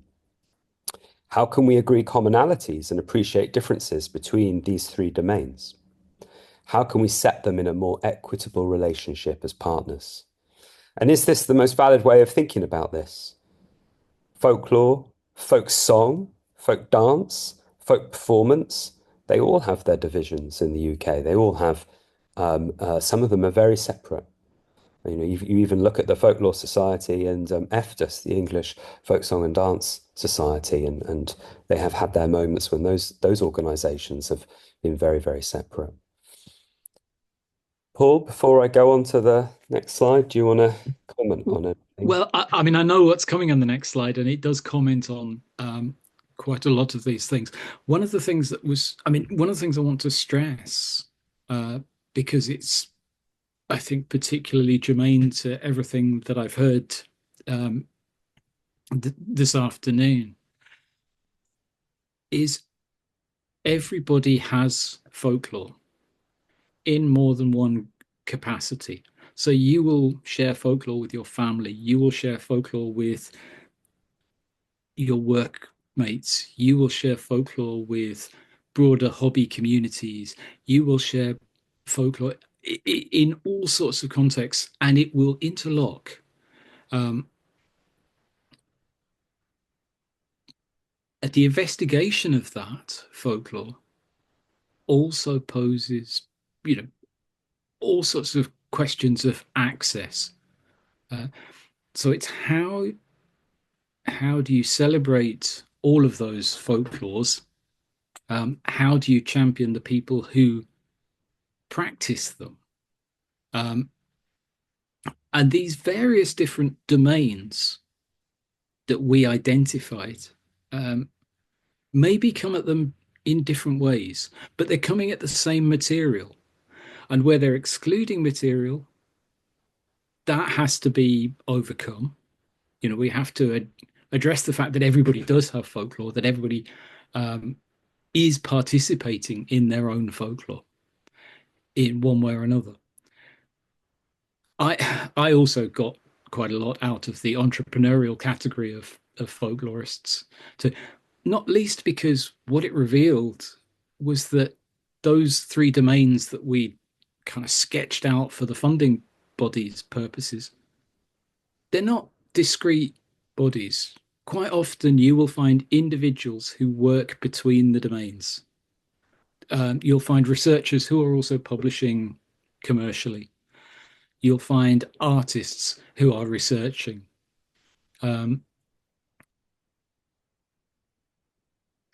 There's very much a view that folklore is a trivial question. And as everybody here is expressing in their practice and just in the way that we're all talking about it, it's not. It's absolutely essential. But I think that triviality threshold, triviality barrier, means that we aren't seen as any kind of mainstream research interest. And there are hierarchies within that as well. So I think you see all sorts of marginalized practices and activities, even within a generally marginalized field. So, you know, the big questions really were what we were trying to get at. Thanks. And we had quite a lot of, you know, problems putting together the network, which we're thinking about how to embed greater diversity in UK folklore. And terminology, firstly, diversity is a very problematic term. Someone said to us very early on, I don't want to be anybody's diverse. And that should absolutely be a watchword for how we approach incorporation and inclusion. We're not about, tokenizing somebody in groups as diverse.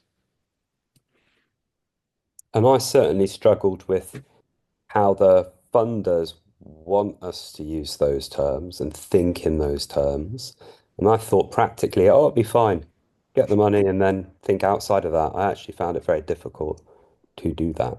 Um, uh, Secondly, intersectionality. How to enact change when inequality is itself so diverse, race, class, gender, sexuality, etc., especially in different ways across the domains of folklore. I'd be very interested if anyone has any ideas of further connecting with work on just this. Thirdly, history. How is an alternative, diverse history of folklore and folkloristics possible? Where are the marginal English folklorists, and how far does their articulation within folklore necessitate reframing our understanding of folkloristics? So, I mean, this really came from working with some American scholars, where I suppose their view of folklore, or a view held more commonly, um, is one which sees folklore as something more contemporary, or not necessarily um, uh, ancient, old, and etc., which we came up against a lot in the UK. Yeah, I mean it's all too frequently folklore. When you say folklore, just generally people think it's old, it's rural, it's white, it's able-bodied. Uh, and as I say, going back to that earlier point that everybody has folklore, how do you address that broader existence? So one thing the Americans have done is they've written a sort of history of folklore in the USA, which is foregrounding diversity as part of that, as a means to kind of like enact change in the present. And that's something that we've been thinking about, but it's actually been quite challenging in lots of ways. Um, and I think that the idea behind doing that is trying to shift the perception of what folklore is in the UK so that it accommodates the work of a lot of people who wouldn't necessarily identify with folklore. Oh no, that's not what we do. We're just doing our, the things which has got nothing to do with folklore, etc. Well, actually, if we could tell a different story about folklore in the UK, then hopefully we can recenter the discipline in a way. And and in a way, it's very much tied in with the practice that we heard in the last session. That this kind of the taking on and recasting of stories um, by communities for their own purposes. Uh, Historically, people have always told stories in different ways at different times. But what we're seeing now is, and is to be encouraged, is broader access to existing bodies of traditional material and their readaptation. Um, I mean, to give an example from a few years back, I was at a wonderful panel involving it was an online conference involving a deaf storyteller who retold a traditional Scottish story, and there was a hostile attack by uh, an able-bodied folklorist who said, "But this is not the traditional way of telling it." Um, when actually what you're talking about is a community trying to establish its own folklore, and also trying to establish a broader contact across um, community divisions. So, all of those things need to be unpicked through the history of our discipline.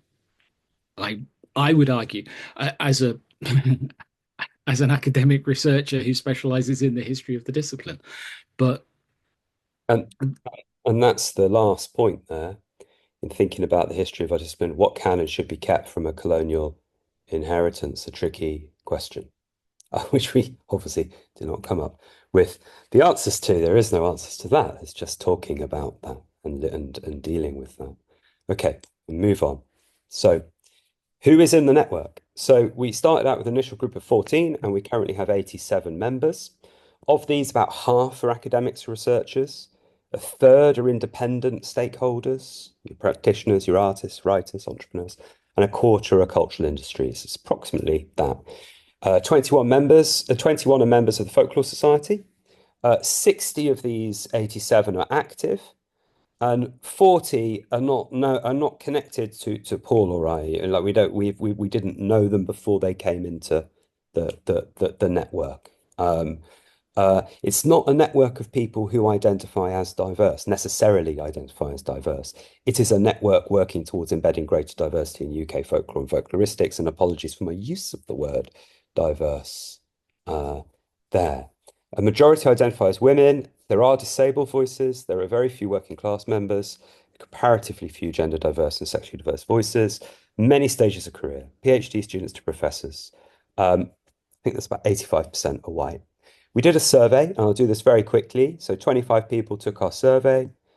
So relevant here, you can see there that most people identify as researchers, but we have practitioners, enthusiasts, etc. You can have a look through these later if you're interested. Yeah, and this is of 25 people who took the survey that, got the Folklore Society there, American Folklore Society, English Folk Dance and Song Society, all those various different things. We should really have disabled tales as there as well. What is your age? There we go. It's kind of sort of standard spread there, but most people there are in their like 30s, 40s. And ethnicity, we have mostly white. In fact, there's a better graph here. I'll go on to a better graph about that. Do you identify as the deaf or a disabled person or have a long-term health condition? Of 21, that's 25% did. Do you identify as neurodivergent? And of 21, a quarter did. And then, yeah, well, that's a class-based answer. Most people in managerial professional occupations. There's the gender identity of those 21. And okay, I won't bother with that. All right. One thing that comes out of that very clearly, and I think it's reflected in the managerial character as well as the proportions of people. However much we wanted this to be breaking down the barriers between the domains, because of the way last year worked as a funded research body, it remained primarily a research it remained primarily research oriented, despite our aspirations and attempts to overcome that. Now that the funding is gone, we actually hope that we're in a more optimistic position for being able to make it the network that we hoped to be able to. Anyway, Matthew. Yeah, is it still presenting? I've kind of gone off. Yes. Yeah, is it? Let's Okay, so I've just put in the chat there some of the things, whoops, that we've been working on. We've got a sort of positioning statement which really explains, which the network put together. We collaboratively wrote it, and that explains where we're coming from in a bit more detail. So I've put the link to that in the chat. So if you want to read a little bit more about it, that's probably the best place to start. And then we've been developing these other documents, thoughts on language teaching, reading list, thoughts on institutions and societies. And then again, this narrative of UK folklorists and practitioners of diversity, common misapprehensions in folklore. Um, we've been thinking about inputting on the implementation of intangible cultural heritage in the UK, thoughts on improving folklore society's masthead, which they invited us to do, and that's how their journal was described, and a couple of other sort of longer term things. So we have a website. Well, it's a glorified. Well, no, it's not at all a glorified Google document. It is a Google document. So we have that survey, and then there's links in here to some of the things I just mentioned actually on the previous slide.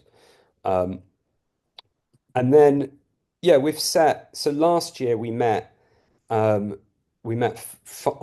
5 times for 90 minutes, and we had 3 2-day face-to-face symposiums. This year, without the funding, we're having 5 online meetings. And if you'd like to join or find out more, then attending one of these meetings is the best thing to do. In fact, email Paul or myself for a copy of the slides and info on how to join the network, I suppose.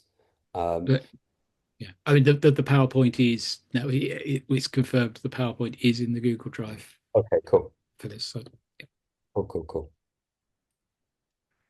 So yeah, we just had a meeting on the 11th of February, and the next meeting on the 2nd of April is quite exciting because it's going to be chaired by Dee Cheney, who used to run Folklore Thursday and is now running Cultural Futures about folklore, and I think was a member probably of this She was certainly here earlier on. I don't know. I can't see the attendance list right now, but and the next meeting she's going to apply kind of getting things done uh, uh, uh, philosophy into meeting some of our goals. So do come along for that if you are interested. Yes.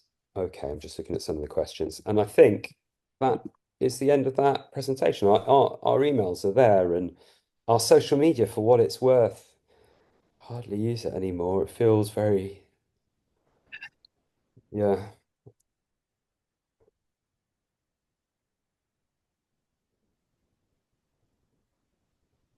I don't know, Paul, if you've got anything more you want to say. um, I wanted to say just in this regard, just in the context of this meeting, uh, and I know that it's something that Matthew has certainly heard me say before, which means that Nicola, Dee Dee, and Beth may also have heard me say it before. One of the things that I found really, really inspiring early on in the discussion around the network uh, was a formulation that had been uh, used by one of our American colleagues and friends, Mincy Alanda Martinez Rivera, uh, about recentering folklore.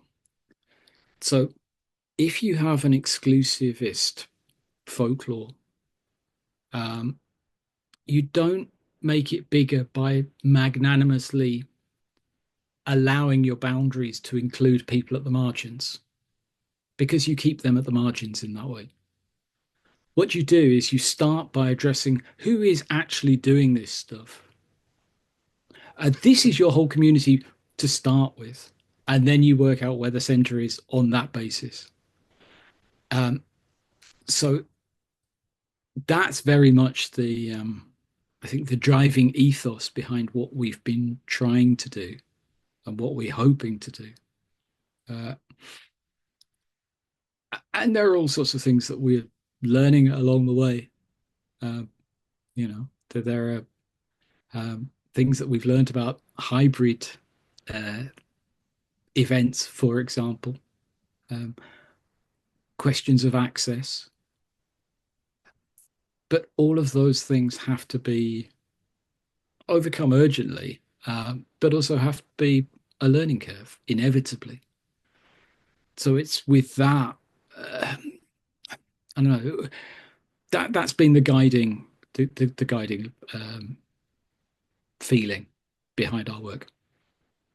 And I can definitely answer Mon's question, which is in the chat about What is our definition?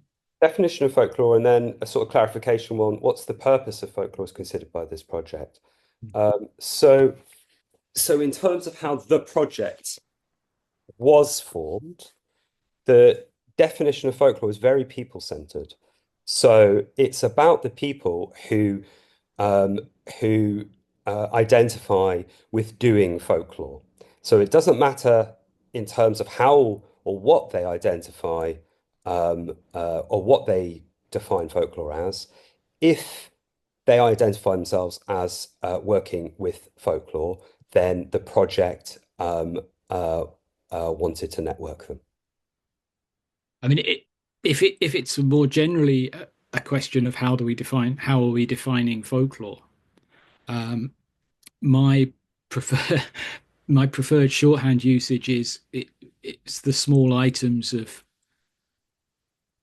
vernacular tradition, culture that you share that are somehow beneath the radar of an official culture. It's the nitty gritty of your everyday life, but you don't have the law, as Matt said, you don't have the law without the folk. And it's The positioning statement is all about exactly a kind of how the network came together, at least for a few meetings, to think about what folklore could mean. So in terms of how the network has thought what folklore is, then that's what we wrote the positioning statement about.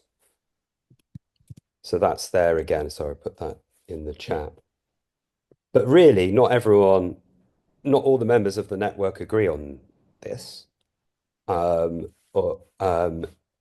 It contains people who have differing views of what folklore is and what its purpose is. And actually, that's one of the things that was one of the things that interested us at the beginning of the whole project is there's this huge upsurge of interest in something that people identify as folklore, some of which we kind of look at and think that's extremely problematic. Or it's not problematic, but the way it's being used, the way it's being represented is problematic. Going back to that question of the ancient and the rural and the white, that it's not a model that actually reflects the folklore of the vast majority of people around us. Cool. Thank you for the link to Folk Dance Remix. I am checking it out right now, and I will check it out. Ooh, yes. Thank you.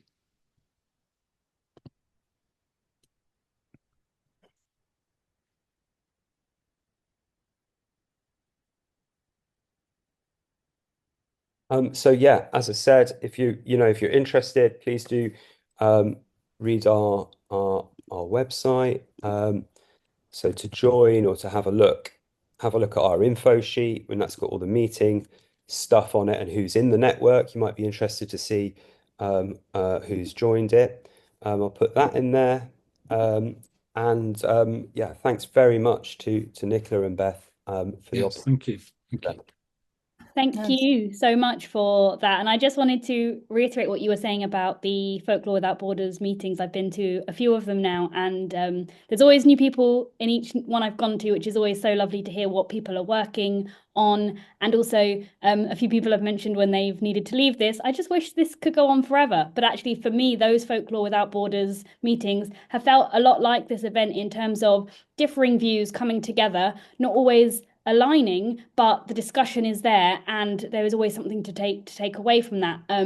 Which also links me to you mentioned Dee Dee Cheney's I can't. She asked me to record something for this Cultural Futures Conference. I don't know why I struggle to say those words together.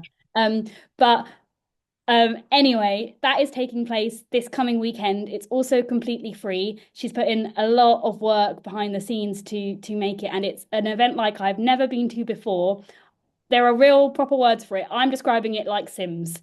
If that helps anybody understand, you get a little avatar. You're in a virtual museum space that she's created, and it's really cool to have a wander around.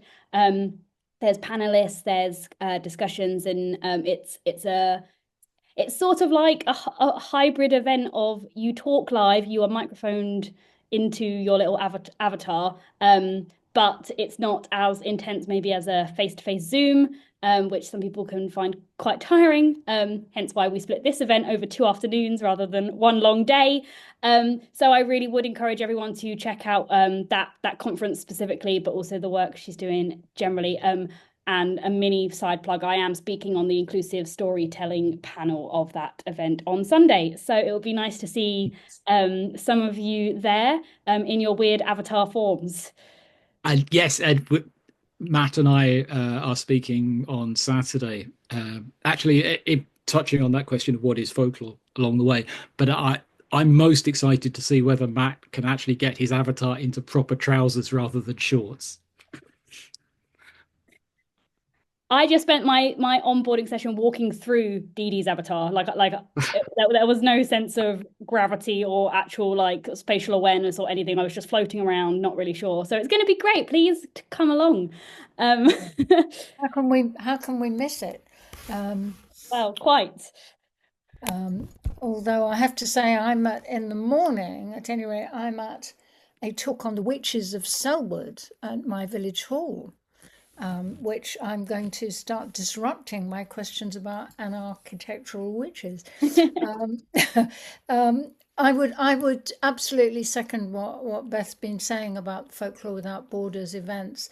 Matt and Paul are very humble, but actually you're great facilitators, and they are spaces where so many really interesting ideas come together, and I just think it's amazing that you're keeping it going. Mon did have some other questions about present and modern, globe and majority, spoken word. I think you'll find all of those things there, Mon, and hopefully coming along to the next meeting, or one of the next meetings that Matt's told us about. You can expand on that. It remains for me and Beth to finish up. And I have to say, when we had this idea back in June, I think we said this yesterday, we had no idea what was going to happen. But really, this 2 days has been the most fantastic collection of stimulating and challenging and imaginative presentations that I know are going to stay with us for a really, really long time. And some of the themes that have come up over and over again, I'm interested in this question about the individual exceptional balanced with the collective came up again today and was very much a theme yesterday of, how can you work together? How can you resist being kind of incorporated into a community that doesn't allow you to be an individual, that balance between being your own self and being part of a community. I'd never really thought of that as an issue in fairy tales, and it's something that I'm really going to take away with and re-look at some of my favourite stories to see that. Beth, are there any other great things that have come up for you? Yeah, to reiterate what you said, and I did say this yesterday, but for our today's speakers, I do just want to reiterate it again. We put out a call for abstracts, but we could have been met with one, radio silence from people who wanted to present on this, and two, radio silence from people who wanted to attend this. But neither of those happened, and I think, in a sense, that's a huge takeaway from this is the absolute willingness of our speakers to come up with something to present at this, but also to facilitate us in making it as accessible as possible. We asked for summary materials, key definitions, things written in plain English, presentations in advance, scripts where they'd written them, which is they've all done for free of their own time, given up 1 or 2 afternoons worth of work, not just to present on their favorite topic, but also to make that as inclusive as possible. And it's been so incredible to work with such a number of people, and also just to know that dedication isn't just lip service. People are working above and beyond to put what they are talking about into practice. And I think that's incredible. And I think Nicola and I discussed this sort of definitely being a jumping off point. And the tangents and crossovers between the 2 days that we've seen, and people networking in the chat, has been so beautiful to see. And we really hope that this continues on beyond me stopping recording this Zoom. And yeah, maybe we'll have to do the same again next year. Yeah, I would add to that how very moving it's been. I mean, people have been so open about their own experiences and sharing their experiences. And I think it speaks to the way in which fairy tale and folk tales and legends kind of hit you in the gut, and touch the heart. And I've just learned so much from these generous presentations, and those of you who've generously come along and spent your time with us. It's so really, really wonderful. Thank you.